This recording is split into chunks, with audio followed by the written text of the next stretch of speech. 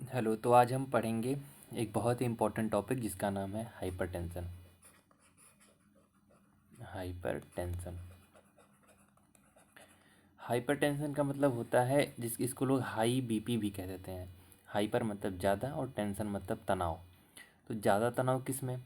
जैसे ये हमारे शरीर की नस है, ठीक है। तो इस नस में खून बह रहा है लगातार। तो इसी खून के द्वारा जब हमारी नसों की दीवारों पे, यहाँ इस दीवारों पे जब ज़्यादा तनाव महसूस होने लगता है, यानी खून का प्रेशर जब ज़्यादा हो जाता है, खून जब, ये हमारी नस है, इसमें खून बह रहा है, तो खून जब हमारी नसों की दीवारों पे यहाँ पे ज़्यादा प्रेशर बनाने लगता है, तो उसी को हम कहते हैं टेंशन बनाने लगता है। टेंशन मतलब होता है तनाव बनाने लगता है, तो उसी हम कहते हैं हाइपर टेंशन, मतलब ज़्यादा तनाव। इसी को साधारण भाषा में ब्लड प्रेशर कह देते हैं।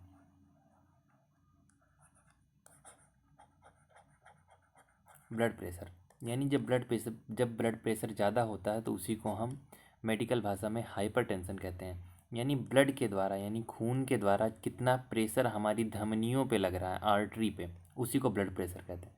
ब्लड प्रेशर का सीधा मतलब होता है कि ब्लड द्वारा प्रेशर लगना। जैसे कि ये देखिए, ये हमारी लाल रंग की धमनियाँ हैं।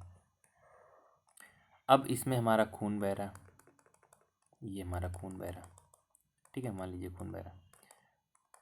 तो जब किसी पाइप में खून बहता है या किसी पाइप में कोई तरल पदार्थ बहता है तो उस पाइप पे भी दबाव लगता है। तो मान लीजिए कि किसी भी कारणवश ये खून जो है, ये खून इस धमनियों की इस दीवारों पे ज़्यादा प्रेशर लगा रहा है, यानी बहुत तेज़ी से बह रहा है। तो ये इसी को जब नापते हैं तो प्रेशर अगर ज़्यादा आएगा तो हम कहेंगे इंसान के अंदर हाइपरटेंशन हो गया, यानी प्रेशर ज़्यादा हो गया, यानी ब्लड प्रेशर क्या हो गया, ज़्यादा हो गया। उसी को हम हाइपरटेंशन कहते हैं। अब इसमें दो तरीके के प्रेशर होते हैं। एक होता है सिस्टोलिक प्रेशर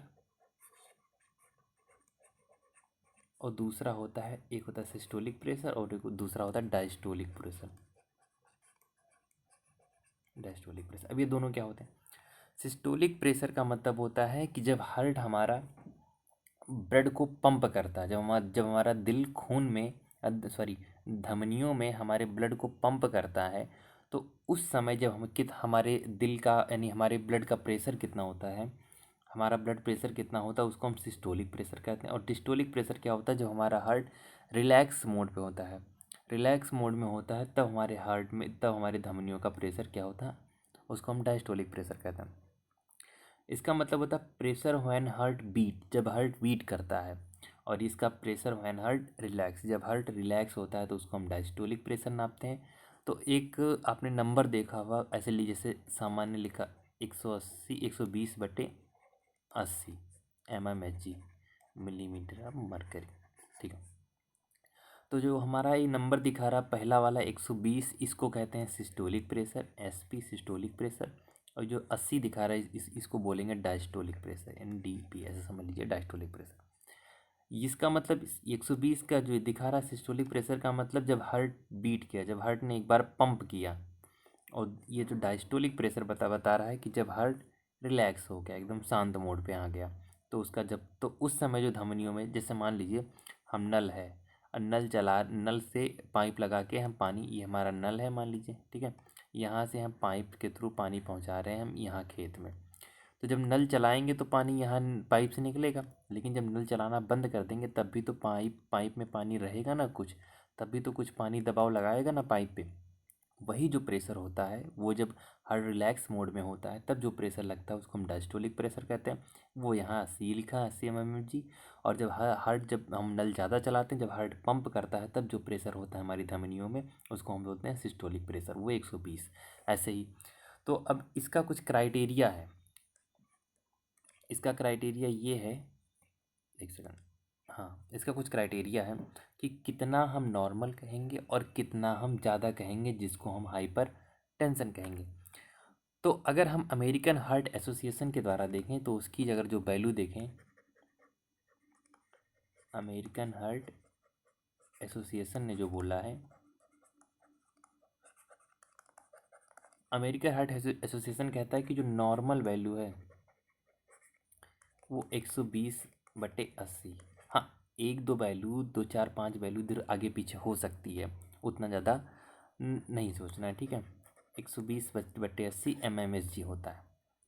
हाइपरटेंशन में कई स्टेज होते हैं। हाइपरटेंशन के ऐसे अचानक से हाइपरटेंशन नहीं आ जाएगा। तो सबसे पहले इतना नॉर्मल है, अब थोड़ा बहुत बढ़ेगा, है ना, थोड़ा एलिवेटेड होगा, थोड़ा सा जो बढ़ेगा तो जैसे हम तब कहेंगे कि हाँ ठीक ठाक थोड़ा बढ़ा हुआ है, तो वो आ जाएगा 129/80, या थोड़ा सा इससे अगर ज़्यादा हो गया तो हम कहेंगे हाँ थोड़ा सा बढ़ा हुआ है, ठीक है, एलिवेटेड थोड़ा सा। अब हाइपरटेंशन कब बोलेंगे? हाइपरटेंशन के भी दो स्टेज होते हैं, स्टेज फर्स्ट, स्टेज सेकंड, ठीक है। फर्स्ट स्टेज तब कहेंगे कि हाँ हाइपरटेंशन हो रहा है, ब्लड प्रेशर ज़्यादा मतलब बढ़ा हुआ, मतलब बढ़ने से तो अब कुछ सोचने वाली बात हो गई कि हाँ ज़्यादा बढ़ा हुआ, जब हमारा ब्लड प्रेशर होगा 130/80 से या फिर 89 तक, ये आ गया। और स्टेज सेकंड जब बोलेंगे कि हाँ भैया अब तो कुछ ज़्यादा ही बढ़ गया, अब इसका बिना इलाज के संभव नहीं है, हाइपरटेंशन सेकंड स्टेज पे आ गया, ज़्यादा बढ़ गया जितना कभी नहीं बढ़ना चाहिए, वो हो गया 140/90 के आसपास अगर आ गया, तो हम कहेंगे हाइपरटेंशन सेकंड स्टेज में आ गया, यानी ये कुछ ज़्यादा ही बढ़ गया, ठीक है। ये इसके अमेरिकन हार्ट एसोसिएशन ने कुछ वैल्यू बताई है, ठीक है। हाइपरटेंशन को साइलेंट किलर कहते हैं, साइलेंट किलर बोलते हैं, क्योंकि ये सडन होता है और सडन बहुत नुकसान कर जाता है, तो इसलिए हमें पता भी नहीं चलता कि कब बढ़ा, कब इंसान का क्या से क्या हो गया, इसलिए इसको हम साइलेंट किलर कहते हैं। अब इसके आगे बढ़ते हैं। अभी तो मोटा मोटा हमने जाना कि हाइपरटेंशन होता क्या है, ऊपर ऊपर से समझा, और कितना नंबर पे हम क्या बोलेंगे इसको। अब इसके काजेज़ पढ़ लेते हैं, कारण, कि किस कारण से होता है। आखिर भाई हर चीज़ का कोई ना कोई कारण होगा, तो इसका क्यों कारण हो, क्या कारण होता है? तो इसके मुख्य रूप से दो कारण हैं। इसको अगर हम प्राइमरी और सेकेंडरी में रखें तो इसके दो कारण हैं, प्राइमरी और सेकेंडरी मान लीजिए, ठीक है। प्राइमरी कारण तो इसका कोई, प्राइमरी में अगर देखा जाए तो इसका कोई पक्का कारण नहीं है, लेकिन हाँ कुछ चीज़ें हैं जैसे कि आपकी लाइफ स्टाइल, आपका जीवन, मतलब आपका लाइफ स्टाइल को हिंदी में समझ लीजिए कि आपका लाइफ स्टाइल समझिए कि जैसे आपका सोने उठने बैठने का, खाने पीने का जो समय है उसी को लाइफ स्टाइल कहते हैं, वो अगर गड़बड़ है तो आपका बीपी बढ़ना, ये प्राइमरी प्रथम काज में, प्रथम कारण में ये आ सकता है, ठीक है। और क्या हो सकता है आपका, जैसे आपकी या तो आपको लाइफ स्टाइल की वजह से या फिर जेनेटिक आपको खानदानी मिला हो, ठीक है, वंशानुगति आपका जेनेटिक है, तो भी आपका ये प्राइमरी कारण में लेते हैं। 90 से 95% जो केस होते हैं उसमें यही प्राइमरी कारण से ही हार्ट बीपी बढ़ा होता है। या तो आपकी लाइफ स्टाइल यानी दैनिक जीवनचर्या, जीवनचर्या अगर आपकी सही नहीं है, या आपको जेनेटिक मिला है, आपको जेनेटिक में वंशानुगति मिला है, तो ये दो कारण हो सकते हैं 90 से 95% कि आपका बीपी इन्हीं दो वजह से बढ़ेगा। मतलब और भी वजह हैं, लेकिन प्राइमरी का कोई पक्का कारण नहीं है, लेकिन हम मोटे मोटे तौर पे रखते हैं लाइफ स्टाइल को और जेनेटिक को। अब देखते हैं सेकेंडरी में क्या आता है। सेकेंडरी में बहुत सारी हैं, जैसे कोई बीमारी, सेकेंडरी में बीमारियां आ जाती है, आपके हार्मोन इम्बैलेंस हो जाते हैं, इसमें जैसे किडनी की समस्या हो गई, किडनी की समस्या से बढ़ सकती है, आपका हार्मोन इम्बैलेंस हो सकता है, हार्मोन इम्बैलेंस हो सकता है, ठीक है। इसकी वजह से हो सकता है आपका जैसे कि हाइपोथा हाइपरथायराइडिज्म हो सकता है इसमें, है ना। और क्या हो सकता है इसमें, रीनल आर्टरी स्टेनोसिस हो सकता है, एक बीमारी है, ठीक है।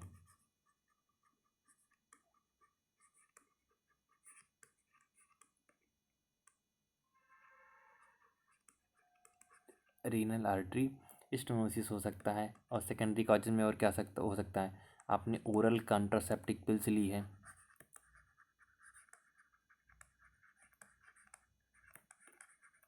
ओरल कॉन्ट्रासेप्टिव पिल्स ली है, आपने एनएसएआईडी ड्रग्स ली है, non steroid anti inflammatory drugs बोलते हैं, ये आपने लिया है, आपने इसको ये स्टेरॉयड दवा ली है, स्टेरॉइड जल्दी से बीमारियाँ ठीक कर देती हैं, लेकिन ये बहुत लॉन्ग टर्म में बहुत नुकसान करती हैं स्टेरॉइड। तो ये सेकेंडरी कॉजेज में आ सकते हैं, इसकी वजह से आपका आपका बीपी हाइपरथायराइडिज्म सॉरी हाइपरटेंशन हो सकता है। अब और भी सिर्फ यही नहीं होते हैं, और भी इसके काज होते हैं, जैसे कि आपने साल्ट NaCl, नमक ज़्यादा खाया आपने, साल्ट आपने इनटेक ज़्यादा कर लिया, और क्या आपने स्ट्रेस लिया, बहुत ज़्यादा आप टेंशन में हैं, आपको मोटापा ज़्यादा है, ओबिसिटी आपको ज़्यादा है, आप अल्कोहल लेते हैं, शराब पीते हैं, ठीक है, आप स्मोकिंग करते हैं, ये सब कारण हो सकते हैं आपके बीपी बढ़े होने का। अच्छा, नमक कैसे आपके बीपी बढ़ाता है, सोचने वाली बात है।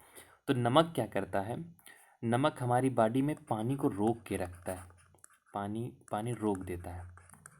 जब पानी रोक देता है तो इसकी वजह से क्या होता है, हमारी ये जो नसों में पानी की मात्रा बढ़ जाती है, जिसकी वजह से दीवारों पे प्रेशर बढ़ जाता है।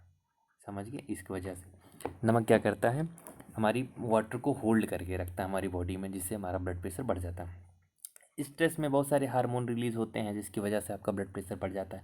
ओबिसिटी ज़्यादा हो गई तो ये हमारी नसों में क्या हो जाता है, नसों में कोलेस्ट्रॉल जमा हो जाता है। तो जब इसमें ये जमा हो जाएगा तो नस हमारी पतली हो जाएंगी, सक्रिय से मान लीजिए जम भर गया इतना, अब हमारी नस पतली हो जाएगी। तो नस जब पतली हो जाएगी तो खून बहुत दबाव के साथ बहेगा, एक कारण ये भी हो सकता है। शराब पीते हैं, ठीक है, आप स्मोकिंग करते हैं, तो इसकी वजह से आपका ब्लड प्रेशर बढ़ा हुआ रह सकता है, ठीक है। अच्छा, बढ़ता कैसे है, अभी तो हमने कारण समझ लिया, आप समझते हैं क्लिनिकल, इसका मतलब इसका की मैकेनिज्म समझते हैं कि बढ़ता कैसे। तो सबसे पहले कुछ भी होगा तो आपका ब्लड वेसल्स, जैसे ये हमारी धमनियाँ, ब्लड वेसल, आर्टरी, ठीक है, तो ये नैरो हो जाएगा, मतलब ये सकरा हो जाएगा। सबसे पहले जब पतला हो जाएगा तो कोई भी पाइप अगर पतली हो गई तो उसमें पानी बह रहा तो प्रेशर से बढ़ेगा, पाइप पतली हो गई तो पानी बहुत प्रेशर के साथ बढ़ेगा। इसलिए क्या करते हैं, जब कार वार धोते हैं तो उसका मुंह एकदम पतला कर देते हैं ताकि प्रेशर से आए और जल्दी से गंदगी सफा ले। तो जब अगर आपका नैरोइंग हो गया, आपका आर्ट वेसल्स अगर आपकी पतली हो गई, तो पतली होने से क्या होगा, रेजिस्टेंस बढ़ेगा, मतलब रुकावट ज़्यादा होगी, आपकी शरीर में रेजिस्टेंस बढ़ जाएगा। उसके बाद क्या होगा, फिर रेजिस्टेंस बढ़ेगा, रुकावट बढ़ेगा तो क्या होगा, प्रेशर बढ़ेगा।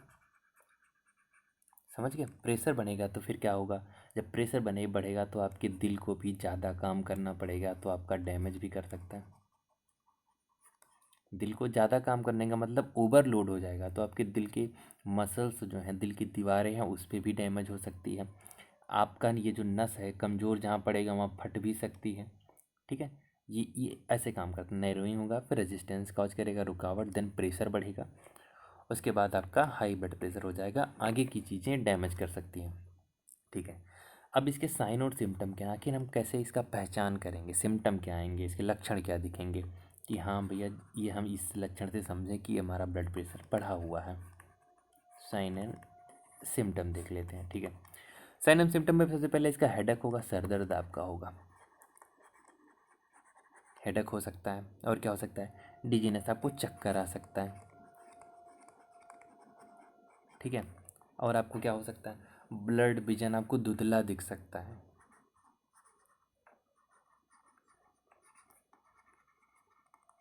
और आपको क्या हो सकता है, नाक से खून आ सकता है, नोज़ ब्लीड हो सकता है। ये बहुत किसी किसी कभी कभी केस में क्या हो जाता है, आपका ब्लड प्रेशर इतना ज़्यादा बढ़ जाता है कि आपकी नाकों की जो नसें हैं, नाक की नसें, वो इस प्रेशर को झेल नहीं पाती और फट जाती हैं। यही काम आपके दिमाग में भी हो सकता है, आपका ब्रेन हैमरेज हो, खून जम जाएगा आपके दिमाग में, फट के नस, ठीक है, तो आपका नोज़ल ब्लीड हो जाएगा, नाक की नसें जब फट जाती हैं। ये आपके साइन और सिम्टम, कुछ लक्षण आपको दिखेंगे। तो इसको हम चेक कैसे करेंगे, अब इसको डायग्नोज कैसे करेंगे, डायग्नोस्टिक एवैल्यूएशन कैसे करेंगे इसका, ठीक है।